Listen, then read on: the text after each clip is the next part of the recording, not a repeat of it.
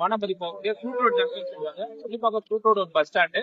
நம்ம இருக்கிற ஸ்பாட் வந்து பாத்தீங்கன்னா கரும்பாக்கம் பஸ் ஸ்டாண்ட் இருக்கு. இதுக்கு அடுத்தது பாத்தீங்கன்னா பொட்டமேடு ஜங்ஷன் குடுவாஞ்சேரி நெல்லிக்குப்பம் வழியா வந்து கனெக்ட் ஆகுது. அதுக்கப்புறம் செம்பாக்கம் திருப்பூரூர் முருகன் கோயில் வரிசையா அடுத்தடுத்த பஸ் ஸ்டாண்ட் அமைஞ்சிருக்கு. இந்த முள்ளிப்பாக்கம் கூட்டோட அடுத்தது பாத்தீங்கன்னா செங்கல்பட்டு மெயின் ஜங்ஷன் கவர் ஆயிடும். திருப்பூர் கூட்டோடு சொல்லுவாங்க, அடுத்தது செங்கல்பட்டு கவர் ஆயிடும். இதுக்கு இடையில தான் நம்மளோட ப்ராப்பர்ட்டி அமைஞ்சிருக்கு. Okay sir. இந்த ஃபெசிலிட்டியை தவிர வேற என்னென்ன டெவலப்மெண்ட்ஸ்லாம் நம்ம சைட்க்கு நியர்பைல இருக்கு சார்?